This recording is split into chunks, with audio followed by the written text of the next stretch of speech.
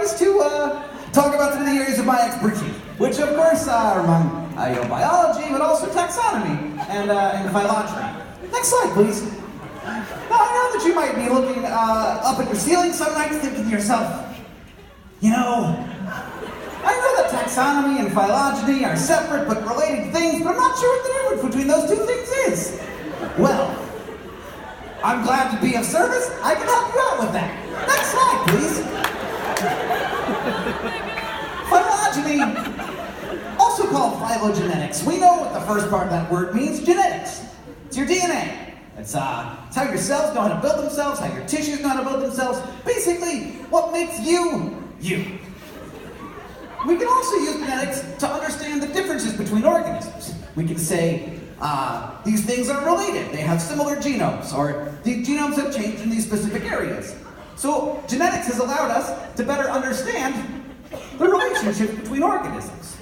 And this is a new way of understanding a new way of classifying organisms, which is where that first part of the word comes in, philo, which is the same word as phile.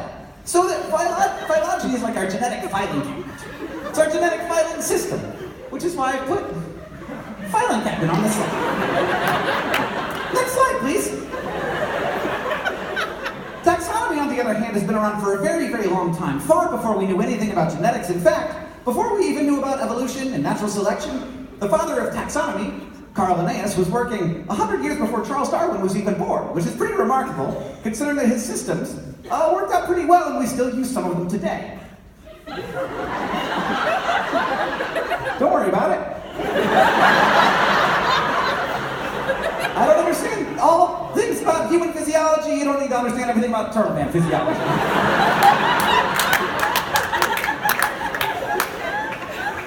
So, taxonomy basically was Carl Linnaeus and subsequent scientists figuring out how to understand the relationships between organisms by looking at their body forms. And this was a very useful thing. It wasn't necessarily the most technically correct, but it was much better than the systems they used before, which was basically classifying by activity. So like birds and bees would be put in the same category because they both flew around. Not a good system. This was much better. And in fact, better enough that hundreds of years later, we still use some of the systems he used, like the taxa, which you learned in high school and then forgot. So you have to turn around and look at the slides to read them. Kingdom, phylum, class, order, family, genus, and species. And if you took school in the last 10 years or so, you also got domain, because we found out about a bunch of new stuff and we were like, oh boy, you didn't do anything on top of everything. Friggin' Archaea, thanks. Anyway, next slide, please. So, those are the taxa. Plural is taxa, singular is taxon. I always mess that up. It's okay. You don't care.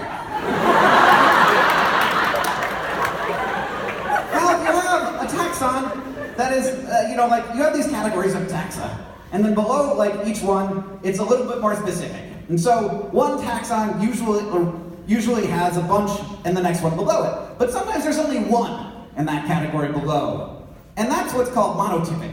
And the easiest way for this to happen is with monotypic species. So it's a species that has no subspecies. And that's the case for the indigo macaw. It is also the case for a bunch of organisms that are in this room right now, Homo sapiens. Turtlemen are also a monotypic species. But you can get weirder than that. What if there's a genus that only has one species in it and no subspecies?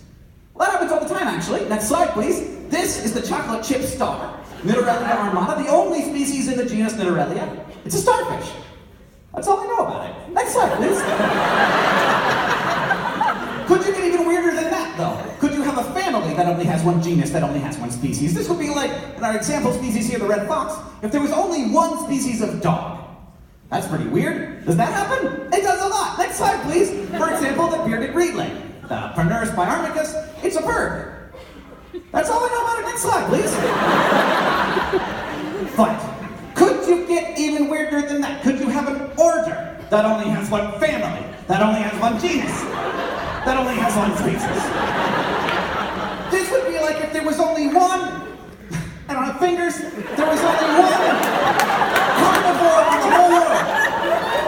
That would be really weird, right? Only one carnivore. How would that happen? Does it ever happen? Could it ever happen? Next slide, please. There are 3. Do you want to know what they are? Yes! about this time in the presentation where I usually let people know that this is the whole bit. There's no special payoff coming. I'm not working toward a really great pun or something. It's just a science presentation.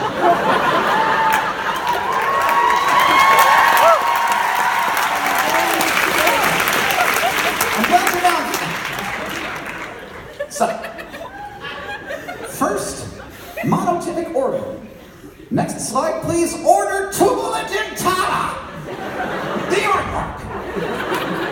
Order Tubular dentata contains just that one species, the aardvark. Aardvarks are very successful organisms. They roam all across Central Africa, eating bugs and stuff. You might think to yourself, hey, I've seen other anteaters before, but those anteaters are not related to aardvarks. Aardvarks are a African species. Those other anteaters are South American. Completely different, but the result of convergent evolution look pretty similar. Aardvarks are extremely successful. Despite this, all of their close relatives are extinct. It's a little weird. Usually this kind of thing doesn't happen. Like, usually when you have a monotypic order, the one species left is like on the brink, you know? But these guys just do it fine. So that's good. But they do have, of course, some living relatives. You know, we're all related. But their closest living relatives, one of the closest living relatives of the aardvark are these guys. Next slide, please. I include the elephant shrew mostly because that's how cute it is. But also, the elephant shrew, when Europeans first found it, they were like, look at this shrew. It looks kind of like an elephant. It's got like a little elephant trunk there, that's pretty cute. So they call it the elephant shrew. But in fact, the elephant shrew is more closely related to the elephant than to the shrew. True fact. It's just interesting information. That's what we're doing today. All right. Do you want to know what the next of the 3 monotypic orders of terrestrial vertebrates is? I know you do. Yeah. Next slide, please. Order Opisthecomiformes. The Watson. It's a weird bird. You know how I know it's a weird bird? Because I looked at it.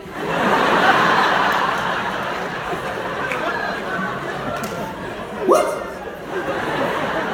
The Watson diverged from other birds around 64 million years ago, so around the time that the dinosaurs went extinct was the last time that the Watson had an ancestor in common with another living bird. Weird. It also has a weird way of living, in addition to a weird way of looking. It eats leaves. It is a ruminant. It's like a flying cow.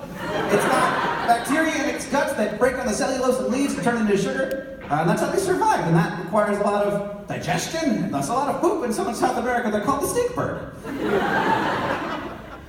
All right, here comes our last monotypic order, everybody. Next slide, please. Order Rhynchocephalia! Rhynchocephalia contains just the one species, the Tuatara. Tuatara are not lizards. I know that you think they are. They look like lizards, but I gotta tell you, these guys are weird. They stopped having the common ancestor with the current lizards and snakes around 150 million years ago. They're about as similar to a modern lizard as like a crocodile is to a bird. These things are weird. Now you're looking at it and you're saying, Hank, you're crazy. I mean, Dr. Turtleman, you're crazy.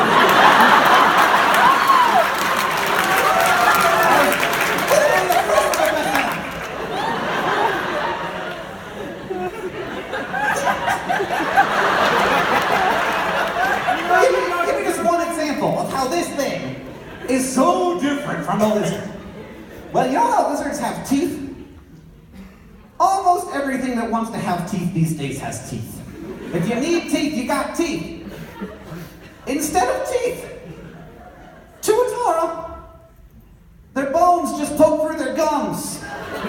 That is how much of a living fossil this guy is. They were around before teeth. When they wanted to bite something, they were like, all right, I'm just gonna grow my bones through my skin. That's Tuatara, you guys. They almost went extinct because they're so bad at being organisms, obviously, because like having your bones poke through your skin is a pretty dangerous way to live your life. So they were able to stay around by being kind of like the best at their job on one little place left in the world, which is the mainland of New Zealand and surrounding islands. And they almost went extinct there too, due to habitat infringement and exotic species. But luckily, there were some islands outside of the mainland of New Zealand where they survived. We grabbed them, bred them, now we've reintroduced them to their native habitat. We've also used them to learn a lot about genetics, about the evolution of the modern lizards and snakes, and also just about evolution in general, so we're all really happy the Tuatara made it. Next slide, please. All right. So when we think phylogenetically, that's when we end up saying things like, the dinosaurs didn't go extinct, they're just the birds now, because birds were once dinosaurs, and phylogenetically you are whatever you once were, which means that you, humans, you are a mammalian, amniotic, tetrapodal, sarcopterygian, osteichthyon, mathis, double vertebrate, cranial chordate. And that's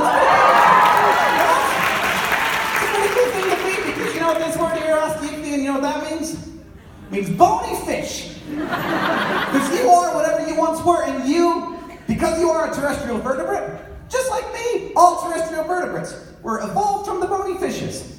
That's a wonderful way to see the world, because that allows us to see not only are you humans all one family, but all organisms, humans, turtlemen, Tuatara, are all part of one big family.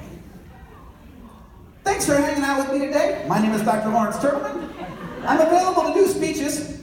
I'm extremely inexpensive. Maybe that's why they chose me. Who knows? Is there a whole balcony up